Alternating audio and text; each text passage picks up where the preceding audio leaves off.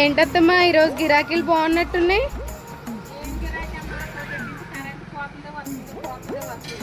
అయ్యో అయ్యో దీనికి ఎంత బాధపడుతున్నారు అత్తమ్మ. నేను మీకు ఒక సలహా ఇవ్వనా?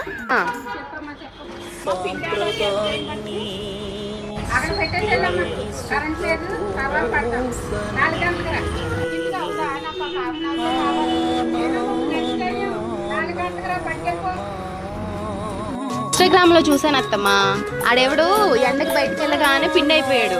మనం ఒక ఐడియా చేద్దాము, బియ్యం అట్టుకెళ్ళి ఎండలో పెడదాము, మన బియ్యం కూడా పిండి అయిపోతేమో చూద్దాము, కరెంటుతో పని ఉండదు అప్పుడు.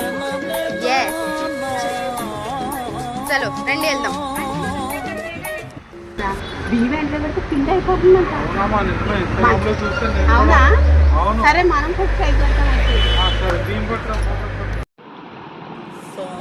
సూర్యదేవా మంచిగా పిండి చేసేవా? పిండి అయిపోవాలి, పిండి అయిపోవాలి, పిండి అయిపోవాలి, పిండి అయిపోవాలి. ఎవరురా నువ్వు ఇంత టాలెంటెడ్ ఉన్నావు? హై అత్తమ్మ, చూసారా ఎంత బాగా పిండి అయిపోయిందో? అమ్మో నిజంగా సూర్యుడు ఉన్నాడు అత్తమ్మ.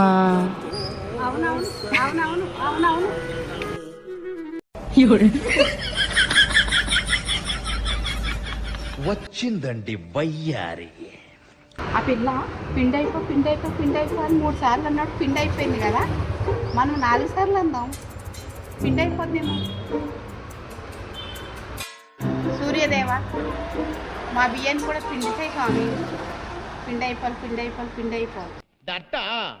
ఐ థింక్ వాటో వాట్.